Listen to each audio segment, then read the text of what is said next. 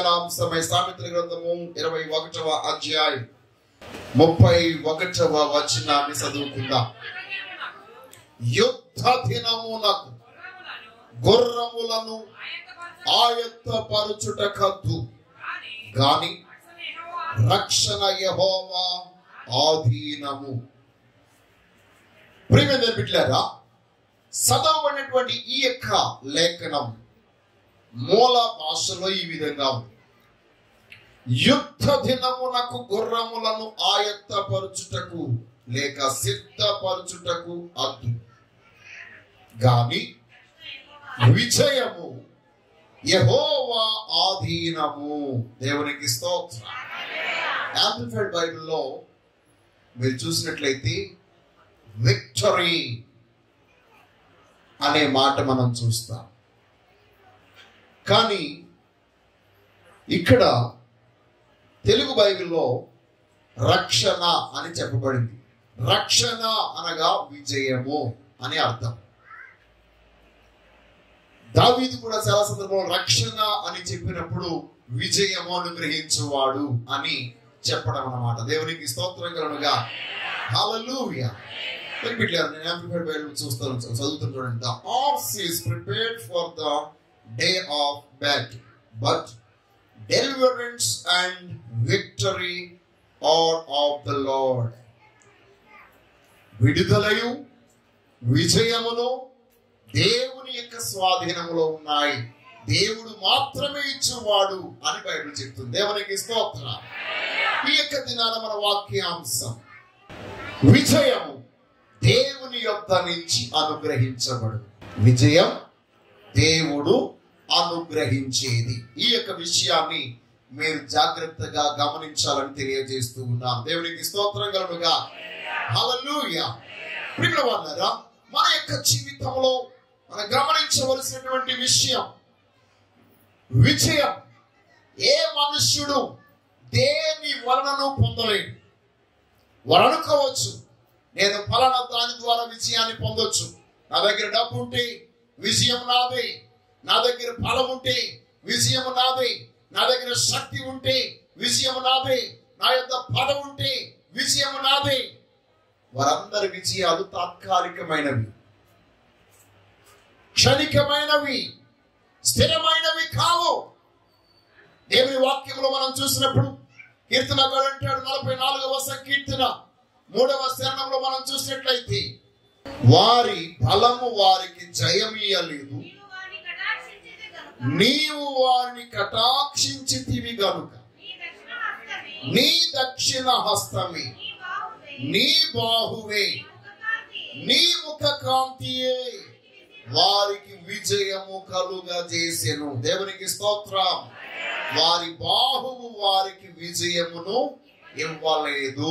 ప్రియమైన బిడ్డలారా, మన యొక్క జీవితంలో ఎప్పుడు కూడా మన యొక్క బాహువు, మన శక్తి, మన సామర్థ్యం, మన బలం, మన ధనం ఇదేది విజయమునిచ్చేది కాదు. అయితే మీరందరూ అడగొచ్చు, అలాగైతే ఈ లోకంలో చాలా మంది విజయాలు పొందిన వాళ్ళు ఉన్నారు కదండి, వాళ్ళెవరు దేవుని సహాయం పొందలేదు కదా, దేవునికి మొరపెట్టలేదు కదా అని మీరు అందరూ నన్ను అడగవచ్చు.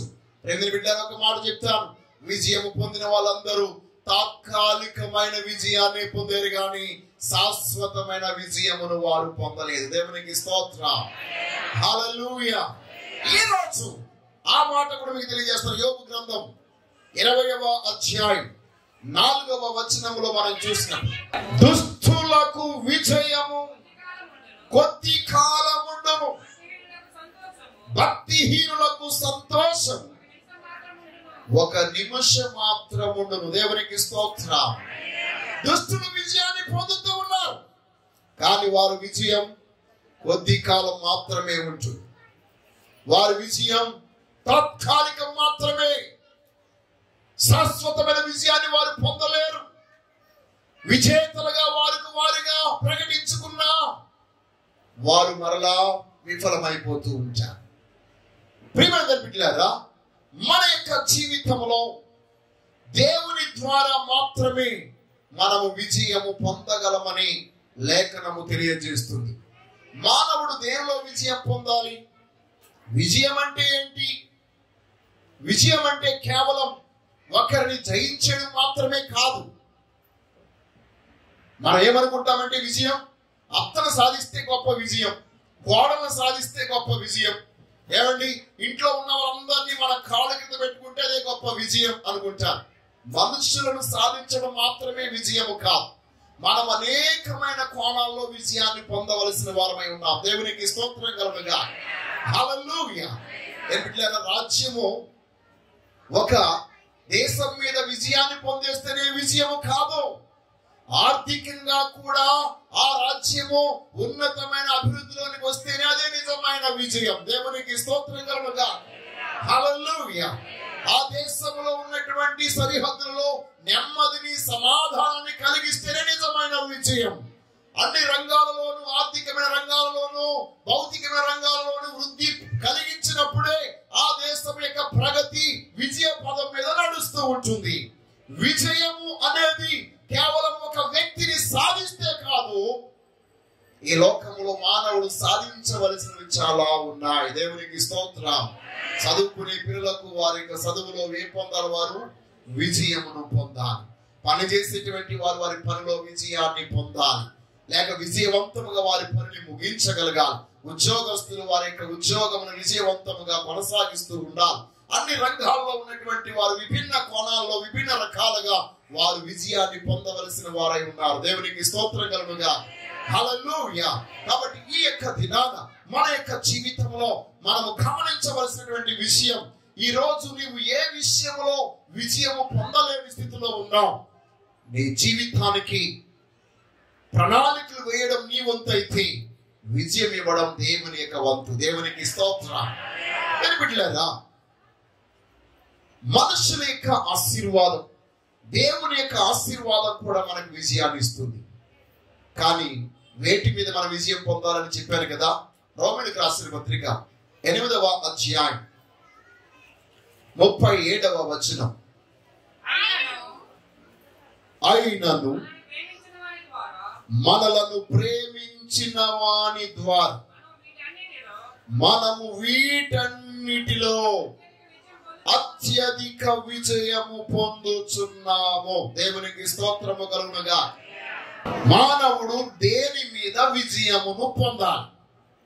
ప్రియమైన వాళ్ళారా, మనం ఇక్కడ లేఖన భాగంలో మనం చూసినట్లయితే ఆయన అంటాడు కదా, మరణం, జీవం, దేవదూతలు, ప్రధానులు, ఉన్నవి, రాబోవినవి, అధికారులు, ఎత్తు, లోతు, సృష్టింపబడినది మరి ఏదైనప్పటికీ వాటన్నిటి మీద మనము విజయాన్ని పొందవలసిన వారమై ఉన్నాం. దేవునికి స్తోత్రం. ఇంకా మనం చూసినట్లయితే శ్రమ, బాధ, హింస, కరువు, వస్త్రహీనత, ఉపద్రవం, ఖడ్గం, ఇవన్నిటి మీద ఈ రోజు మనమందరము ఆ మనను ప్రేమించు వాడైన ప్రభువైన యేసుక్రీస్తు ద్వారా విజయమును పొందుచున్నాం. దేవునికి స్తోత్రం కలుగునుగా. ప్రియ సహోదరి సహోదరులారా, ఈ రోజు నీ యొక్క జీవితంలో నేను ఈ యొక్క విషయంలో విజయం పొందలేదని ఏ యొక్క విషయం గురించి నువ్వు బాధపడుతూ వచ్చినావో వాటన్నిటి విషయంలో దేవుడు ఆయనే అన్ని విషయములలో వీటన్నిటిలో నీవేమనుకుంటున్నావో వాటన్నిటిలోనూ అత్యధికమైన, మామూలు విజయం కదట, అత్యధికమైన విజయమును అనుగ్రహించడానికి ఆ సర్వశక్తి దేవుడు మనతో కూడా ఉన్నాడు. దేవునికి స్తోత్రము కలుగుగాక. ఎందుకనగా ఆయన విజయం అనుగ్రహింపజేసేది యేసుక్రీస్తు నామము పేరట. దేవునికి స్తోత్రం. కొరింథీయులకు రాసిన మొదటి పత్రిక 15వ అధ్యాయం 57వ వచనంలో మనం చూసినట్లయితే అయినను మన ప్రభువైన యేసుక్రీస్తు మూలముగా మనకు జయము అనుగ్రహించుచున్న దేవునికి స్తోత్రము కలుగును గాక. రెండు చేతులకి స్తోత్రాలు చెల్లిద్దాం. హల్లెలూయా. అన్ని విషయములోనూ సర్వశక్తిగా దేవాది దేవుడు మనందరికీ జయము అనుగ్రహింపజేస్తున్నది యేసయ్య నామములో మాత్రమే. అందుకని అపోస్తలుడు పౌలు అంటున్నాడు, మన ప్రభువైన యేసుక్రీస్తు మూలముగా మనకు జయము అనుగ్రహించు దేవునికి స్తోత్రము కలుగును గాక. హల్లెలూయా. కాబట్టి ప్రియ సహోదరి సహోదరుడా, ఈ రోజు నీవు ఏ విషయంలో ఓడిపోయానని, ఏ విషయంలో నేను కృంగిపోయానని నీవు అనుకుంటే ఈ రోజు ఇక్కడికి వచ్చి ఉన్నావేమో. నీ జీవితంలో ఒక విషయాన్ని గమనించు. అమెరికాను పరిపాలించినటువంటి అధ్యక్షుడు అబ్రహాం లింకన్ ఒక మాట చెప్పాడంట. ఆయన చెప్పినటువంటి కొటేషన్ ఏంటంటే, దేవుడు లేకుండా నేను దేనిలోనూ విజయం పొందలేను, దేవుడు నా పక్షమునుండగా నేను ఏ విషయంలోనూ ఓడిపోను. దేవునికి స్తోత్రం. నా మాట మీకు అర్థమైంది? దేవుడు లేకుండా నేను ఏ విషయంలోనూ విజయము పొందలేను. దేవుడు నా పక్షమున ఉంటే ఆయన నన్ను ఏ విషయంలోనూ ఓడిపోనివ్వడు. దేవునికి స్తోత్రం. ఏ రోజు దేవుడు మన పక్షమున ఉన్నాడు కనుక మనము ఓడిపోము. దేవునికి స్తోత్రం. ఓడిపోకుండా విజయమును అనుగ్రహింప చేయగలిగిన దేవుడు ఈ రోజు మన పక్షమున ఉన్నాడు. దేవునికి స్తోత్రం. కాబట్టి బ్రదర్ బిడ్డలారా, ఈ రోజు మనము విజయం పొందాలంటే మరి ఏం చేయాలి? అన్ని విషయాల్లో విజయం ఇచ్చేవాడు ఆయనే, అన్నిటిలోనూ మనకి జయం అనుగ్రహించేవాడు ఆయనే. మనుషుల యొక్క ప్రయత్నాల ద్వారా విజయము కలగదని, ఒకవేళ వారు విజయము పొందినా అది తాత్కాలికమని, కొంతవరకని మనము తెలుసుకుని ఉన్నాం. మరి విజయం పొందడానికి సర్వశక్తుల దేవాది దేవునికి అవకాశం ఇచ్చుట కొరకు మనం ఏం చేయాలి? నెంబర్ 1, మొట్టమొదటిగా మనం చూస్తున్నట్లయితే ప్రియమైన బిడ్డలారా, విజయం కొరకు మనము అన్ని విషయాలలోనూ సిద్ధపాటు కలిగి ఉండాలి. దేవునికి స్తోత్రం. దేవుడు ఏమని కోరుకుంటున్నాడు? మీరు విజయమునే పొందుతామని సిద్ధపాటు కలిగి ఉండాలి. దేవునికి స్తోత్రం. నీకు ఏది ఏమైనా విజయమునే పొందుతానని సిద్ధపాటు కలిగి ఉండాలి. ఇందా మన చదివిన వాక్యంలో మనం ఏం చూసాం? యుద్ధమునకు గుర్రములను ఆయత్తపరచుట కద్దు అనగా, యుద్ధమునకు గుర్రములను సిద్ధపరచుట అవసరం, సిద్ధపరచుట ముఖ్యం అని అర్థం అన్నమాట. అయితే యుద్ధమునకు గుర్రములను సిద్ధపరుస్తూ ఉన్నారు, కానీ విజయం అనుగ్రహించేవాడు దేవుడే. అంటే వీరు విజయం ఇచ్చేవాడు దేవుడైనప్పటికీ గుర్రాలను సిద్ధపరుస్తున్నారా లేదా? యుద్ధానికి వెళ్ళడానికి మీరు సిద్ధపడ్డారా లేదా? ఈ యొక్క దినాన మన యొక్క జీవితంలో ఈ సత్యాన్ని మనం గమనించాలి. దేవుడు విజయం ఇచ్చేవాడు. నీ సిద్ధపాటు దేవుని విజయాన్ని పొందడానికి నీకున్న ఆసక్తిని కనపరుస్తుంది. దేవునికి స్తోత్రం కలుగుగా. హల్లెలూయా. మీలో చాలా మంది దేవుడిచ్చిన విజయాన్ని ఎందుకు అనుభవించలేకపోతున్నారో తెలుసా? దేవుడిచ్చిన అనుభవాన్ని ఎందుకు పొందలేకపోతున్నారో తెలుసా? మీకు సిద్ధపాటు లేదు కనుక. You are not prepared to get victory what God has given to you. దేవుడు నీకు ఇచ్చే విజయాన్ని నువ్వు పొందడానికి తగిన సిద్ధపాటు కలిగిన వ్యక్తిగా నీవు లేవు కనుక విజయము పొందలేకపోతున్నావు. దేవుడు విజయం ఇవ్వలేని వాడు కాదు. ఆయన విజయం ఎప్పుడు అందుబాటులోనే ఉంది. కానీ నీవే విజయాన్ని సాధించడానికి సిద్ధపాటు నీవు. దేవునికి స్తోత్రం కలుగుగా. హల్లెలూయా, హల్లెలూయా, హల్లెలూయా. కాబట్టి ఈ రోజు మనము దేవుడు అనుగ్రహించే విజయమును పొందాలి అంటే మనం ఏం కలిగి ఉన్న వారమై ఉండాలి? ఏమండి, దేవుడు యెహోషాపాతుతో అన్నాడు, ఇదిగో నేను నీకే విజయం ఇవ్వబోతున్నాను అని అన్నాడు. ఎందుకంటే యెహోషాపాతు ప్రార్థన చేశాడు, ప్రభువా మాకు ఏ దిక్కు లేదు, నీవే మా దిక్కు, నీవే మా శరణము అని వారు ప్రార్థన చేసి దేవుని సహాయాన్ని వేడుకుని మాకు ఏమీ తోచక నీ సహాయాన్ని వేడుకున్నామని చెప్పినప్పుడు దేవుడు వారితో చెప్పిన మాట ప్రవక్తను పంపించి, ఇదిగో మీరు యుద్ధములకు వెళ్ళిన వారుగా పంక్తులు తీరి సిద్ధపడి ఉండండి, సిద్ధపడమన్నాడు వారిని. దేవుడు తాంత 2వ గ్రంథం 20వ అధ్యాయంలో మనం ఆ మాటలు చూస్తాం. వారు సిద్ధపడి యుద్ధానికి వెళ్ళేవారుగా సిద్ధపడి దేవునికి కృతజ్ఞతాస్తుతులు చెల్లించారటండి. దేవునికి స్తోత్రం కలుగుగా. కాబట్టి వారు సిద్ధపడి ఉండుట దేవుడు చూచి మాటుగాండ్రులు ఏర్పాటు చేసి వారికి విజయం అనుగ్రహింపజేశాడు. దేవునికి స్తోత్రం. హల్లెలూయా. రెండవదిగా మనం విజయం పొందాలి అంటే మన యొక్క జీవితంలో విధేయత అవసరం. దేవునికి స్తోత్రం. విజయం పొందాలంటే ఏముండాలండి? విధేయత. ఏ రోజు విధేయత కలిగిన వాడు విజయశీలుడిగా తీర్చబడతాడు. దేవునికి స్తోత్రం. నీ విజేతగా నువ్వు నిలబడాలంటే విధేయత కలిగిన వ్యక్తిగా ఉండాలి. ఏ విషయంలో నువ్వు ఓడిపోయావో, ఆర్థికంగా ఓడిపోయావేమో, లేకపోతే నీ కుటుంబ జీవితంలో నువ్వు ఓడిపోయావేమో, ఈ రోజు దేవుడు నీ యొద్ద నుంచి విధేయత కోరుకుంటున్నాడు. దేవునికి స్తోత్రం కలుగుగాక. హల్లెలూయా. ప్రియమైన బిడ్డలారా, ఎందుకు మనం విధేయులమై ఉండాలి? యేసుక్రీస్తు వారు పేతురు యొద్దకు వచ్చి పేతురు అంటున్నాడు, పేతురు నీ యొక్క ధోరణి లోనికి పంపించు అని అన్నప్పుడు పేతురు తన ఓటమిని గురించి చెప్తున్నాడు. అయ్యా, నేను రాత్రంతా ప్రయాసపడ్డాను, రాత్రంతా ప్రయాసపడి ఓడిపోయానయ్యా. ప్రియమైన సహోదరి సహోదరులారా, ఈ రోజు నీ యొక్క జీవితంలో నీవు విజయమును పొందాలని నీ కొరకు ఆయన నిన్ను వెతుక్కుంటూ నీవే తీరాన ఉన్నా ఆ తీరానికి వస్తున్నాడు. తీరము చేరలేని స్థితిలో ఉన్న నిన్ను ఒక గమ్యస్థానానికి చేర్చడానికి యేసయ్య నీ యొద్దకు వస్తున్నాడు. దేవునికి స్తోత్రం. రాత్రంతా ప్రయాసపడి ఏ మాత్రము కూడా ఫలము అనుభవించక, ఫలము పొందక, కృంగిపోయి కన్నీళ్లు విడుస్తూ ఏం చేయాలో తోచక వలలో చిక్కుకున్నటువంటి రాళ్లను, రప్పలను, ఆ పొలలన్నీ ఏరుకుంటూ ఉన్న, నిరుత్సాహంలో ఉన్న, ఓడిపోయిన స్థితిలో ఉన్న ఆ సహోదరుని యొద్దకు యేసయ్య వచ్చి అంటాడు, నీ నావను, నీ పడవను లోనికి పంపించు. ఓడిపోయావు కదా, ఏ స్థలంలో నువ్వు ఓడిపోయావు, ఏ స్థలంలో నువ్వేమీ పొందలేకుండా పోయావు, ఏ స్థలంలో నీవు నిరుత్సాహంతో కృంగిపోయి ఉన్నావో ఆ స్థలంలోనికి మరలా ప్రభు నిన్ను లోతుకి నడిపిస్తున్నాడు. దేవునికి స్తోత్రం. నమ్మిన వారు చప్పట్లు కొట్టండి. హల్లెలూయా. ఈ రోజు మనం ఓడిపోయిన స్థితిలో ఉండుట ప్రభువుకి ఇష్టము లేదు. దేవునికి స్తోత్రం కలుగుగాక. నీవు కన్నీళ్లు పెట్టుట ప్రభువుకి ఇష్టము లేదు. నీవు కృంగిపోవడం దేవునికి ఇష్టం లేదు. అందుకొరకే నీవు లేచి ఇదిగో నీవు నీ పడవను మరింత లోతుకు నడిపించు. దేవునికి స్తోత్రం కలుగుగాక.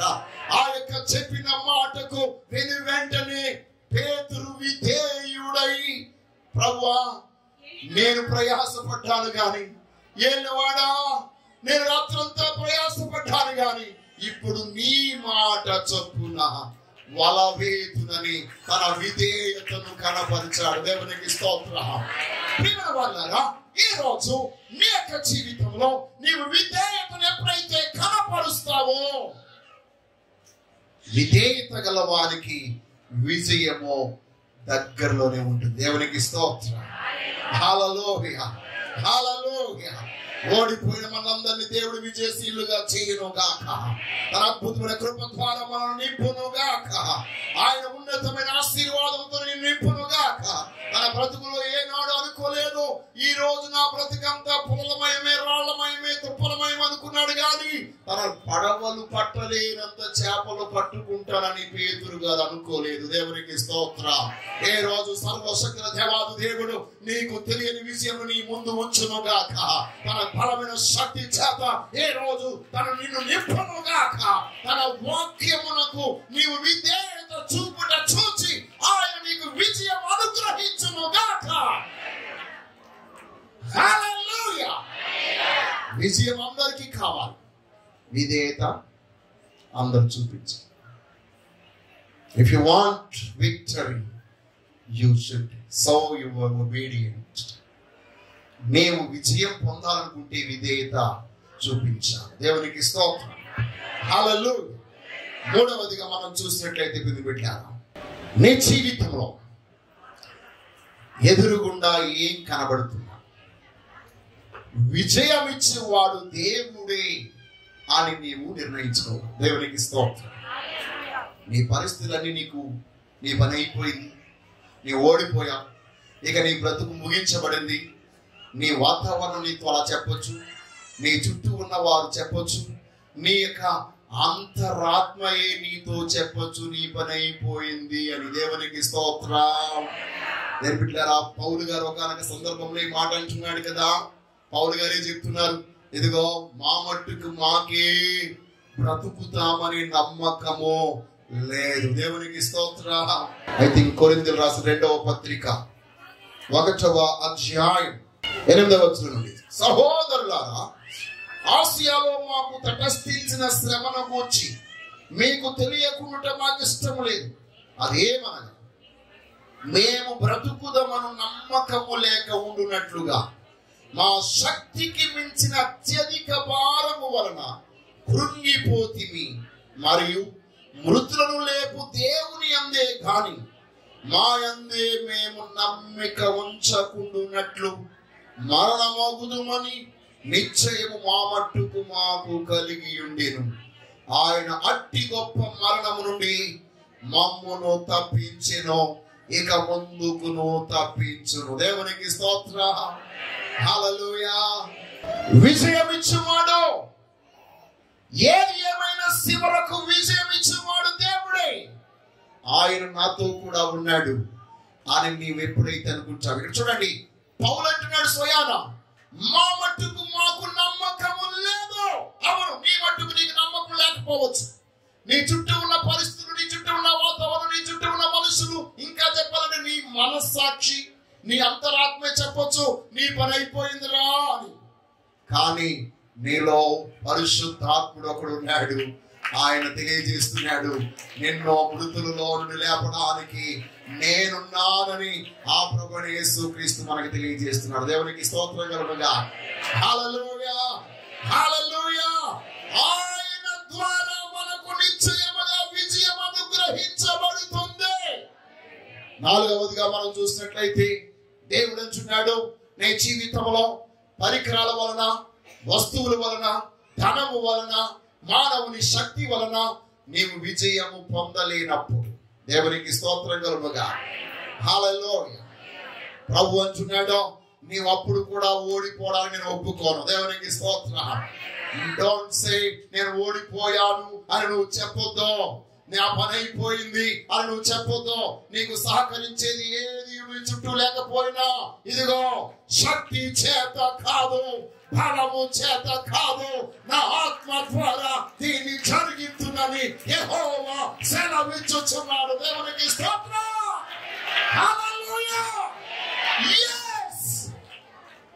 ఏది నీకు సహకారంగా లేకపోయినా ఆయన నా పరిశుద్ధాత్మను నేను నీలో ఉంచి ఉన్నాను, ఆ ఆత్మ ద్వారా నేను కార్యం చేస్తాను. దేవునికి స్తోత్రం. హల్లెలూయా. ఐదవదిగా మనం చూసినట్లయితే దేని బిడ్డలారా, విజయం నీ స్థాయిని బట్టి కాదు, దేవుడు తన స్థాయిని బట్టి ఇచ్చేవాడు. దేవునికి స్తోత్రం. నా మాట అర్థమవుతుందా? Victory it is not on your standing, it is on God's standing. దేవునికి స్తోత్రం. విజయం ఎప్పుడు నీ స్థాయిని బట్టి కాదండి, ఆయన స్థాయిని బట్టి ఆయన మనకు విజయం ఇచ్చేవాడు. ఆయన ఎవరు? జయశీలుడు. ఆయన ఎవరు? విజయశీలుడు. ఆయనే లోకమును జయించిన వాడు. ప్రభు అన్నాడు కదా, ఇదిగో నేను లోకమును జయించి ఉన్నాను. దేవునికి స్తోత్రం. మీరు కూడా ఓడిపోతారు అన్నాడు ఆయన. లేదు, నేను లోకాన్ని జయించాను కాబట్టి మీరు లోకమును జయించుడి. దేవునికి స్తోత్రం కలుగునుగా. కాబట్టి దేవుడు తన స్థాయిని బట్టి మనకు విజయం ఇచ్చేవాడే తప్ప మన స్థాయిని బట్టి కాదు విజయం ఇచ్చేవాడు అనే సత్యాన్ని మనం గమనించాలి. దేవునికి స్తోత్రం కలుగునుగా. హల్లెలూయా. ఆరవదిగా మనం చూసినట్లయితే మనం గమనించాలి, దేవునికి విరోధముగా ఉండి మనము విజయము పొందలేం. దేవునికి స్తోత్రం. నీ జీవితంలో ఎప్పుడు కూడా దేవునికి విరుద్ధముగా ఉండి విజయాన్ని సాధించలేవు. నీవు ఎప్పుడైనా విజయం పొందాలంటే దేవునికి ఎప్పుడూ నీవు అనుకూలముగానే ఉండాలి. దేవునికి స్తోత్రం. ఆశాను గురించి దేవుని యొక్క వాక్యం తెలియజేస్తుంది. ఆశ దినవృత్తాంతం 2వ గ్రంథం 16వ అధ్యాయం 7వ వచనము నుండి, ఆ కాలమందు దీర్ఘదర్శి అయిన హనాని యోధా రాజైన ఆశా యొద్దకు వచ్చి అతనితో ఇలాగు ప్రకటించెను, నీవు నీ దేవుడైన యెహోవాను నమ్ముకొనక సిరియా రాజును నమ్ముకొంటివే. సిరియా రాజు యొక్క సైన్యము నీ వశము నుండి తప్పించుకొని పోయెను. బహు విస్తారమైన రథములను, గుర్రపు రౌతులు గల కూషీలను, లోబీలను, గొప్ప దండై వచ్చితిరి కదా. అయినను నీవు యెహోవాను నమ్ముకొనినందున ఆయన వారిని నీ చేతికి అప్పగించెను. తన ఎడల యథార్థ హృదయము గల వారిని బలపరచుటకై యెహోవా కనుదృష్టి లోకమంతటా సంచారము చేయుచున్నది. ఈ విషయమందు నీవు మతి తప్పి ప్రవర్తించితివి గనుక ఇది మొదలుకొని నీకు యుద్ధములే కలుగును. దేవునికి స్తోత్రం కలుగుగా. హల్లెలూయా. బిడ్డలారా, ఆశ ఒకప్పుడు భయంకరమైన శత్రువులు తన మీదకి వచ్చినప్పుడు 10 లక్షల మంది కాల్బలముతో గుర్రములు రథములు వేసుకుని దానికి వచ్చినప్పుడు దేవుని సన్నిధిలో ప్రార్థన చేసి, ప్రభువా నేను నీ సహాయుని ఏమీ చేయలేని చేతకాని వాడినయ్యా అని ప్రార్థన చేశాడు. ఈ విషయం 14వ అధ్యాయంలో మనం చూస్తాం. దేవునికి స్తోత్రం. 11వ వచనం. ఆశా తన దేవుడైన యెహోవాకు మొరపెట్టి యెహోవా విస్తారమైన సైన్యము చేతిలో ఓడిపోకుండా బలము లేని వారికి సహాయము చేయుటకు నీకన్నా ఎవరు లేరు. మా దేవా యెహోవా మాకు సహాయము చేయము, నిన్నే నమ్ముకొని ఉన్నాము, నీ నామమును బట్టి మాకు విజయం అనుగ్రహించమని ప్రార్థించినటువంటి మహానుభావుడు రాజ్యములో స్థిరపరచబడిన తర్వాత సహవాసము చేయవలసిన వారితో సహవాసము చేయక దేవునికి విరోధమైన వారితో స్నేహము చేయడం మొదలుపెట్టి దేవునికి విరోధి అయిపోయాడు.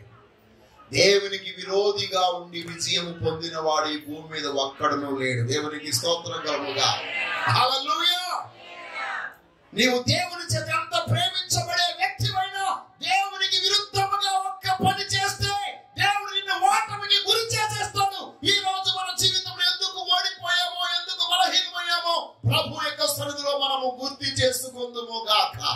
యథార్థ హృదయుల ఎడల ఇప్పటికీ ఆయన తన యొక్క ఆత్మ సంచారం చేస్తుంది, ఆయన కన్నులు సంచారం చేస్తున్నాయి. ఎందుకంటే వారిని బలపరచడానికి. దేవునికి స్తోత్రం.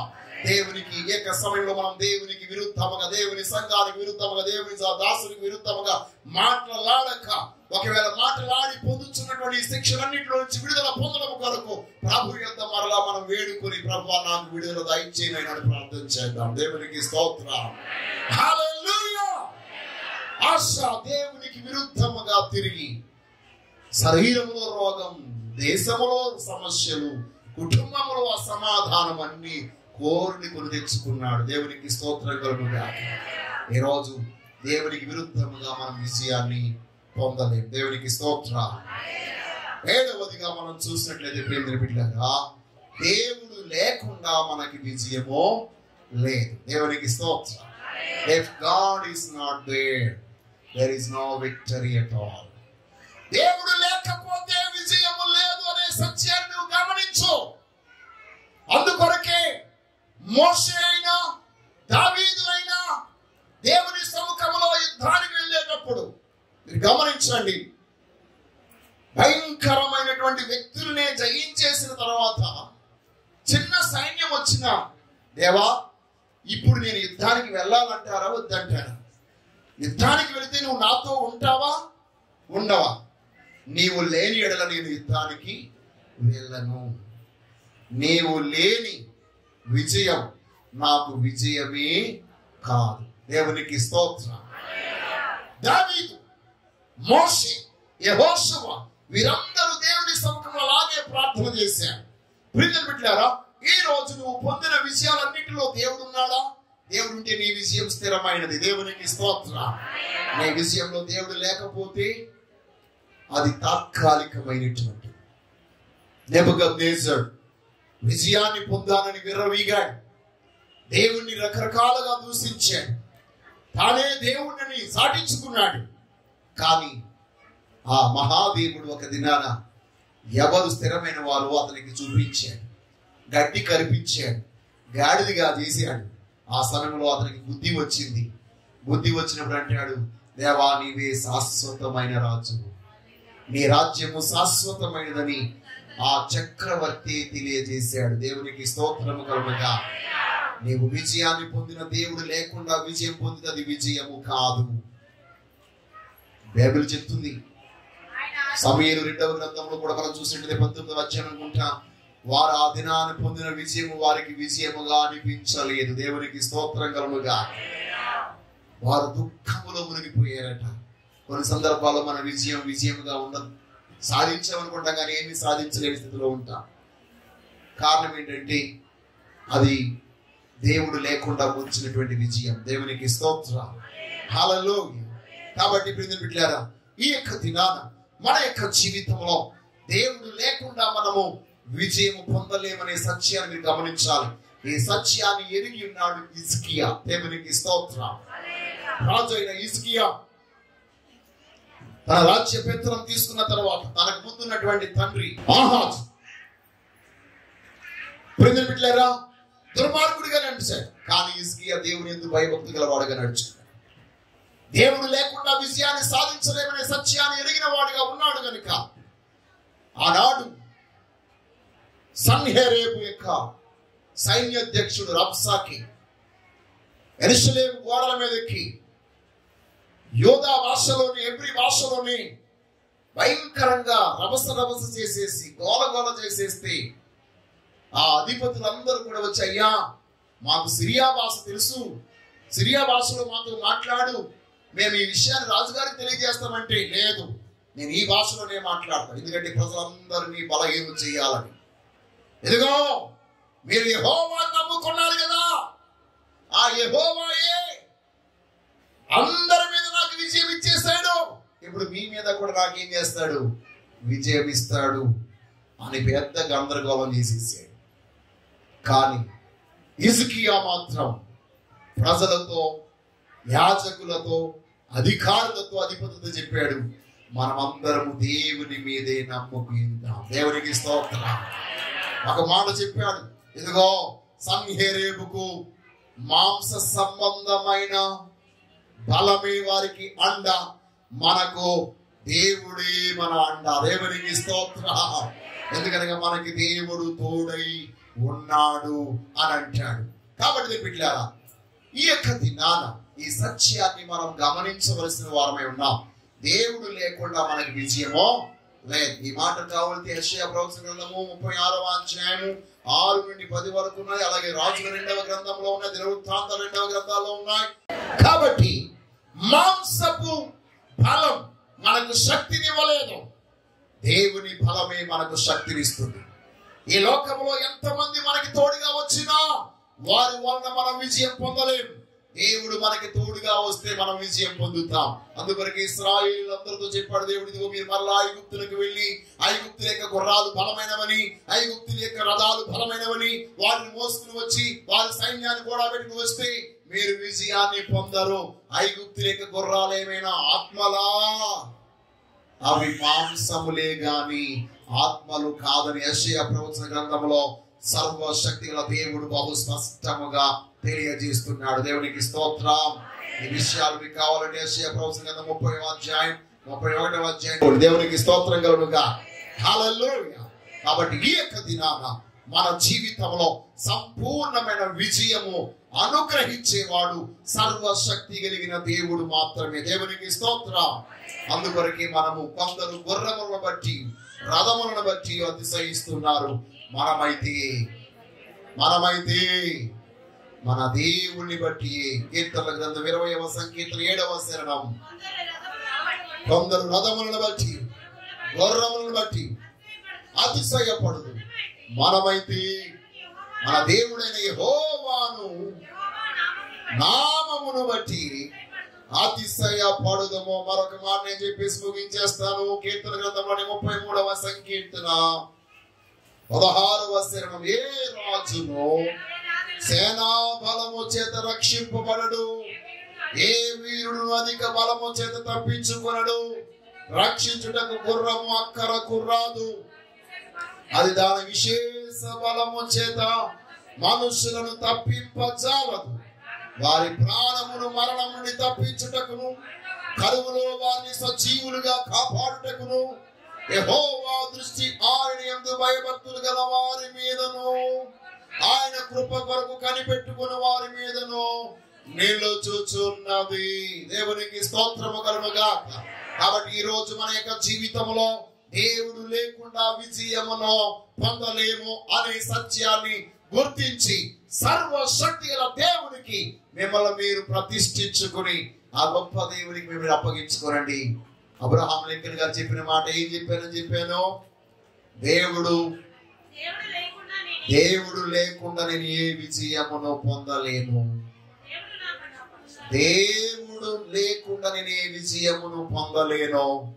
దేవుడు నా పక్షమున ఉండగా నేను ఏ విషయంలో ఓడిపోను. దేవునికి స్తోత్రం. అలాంటి అద్భుతమైన కృప దేవుడు మీ అందరికి అనుగ్రహించును గాక. ఆమేన్.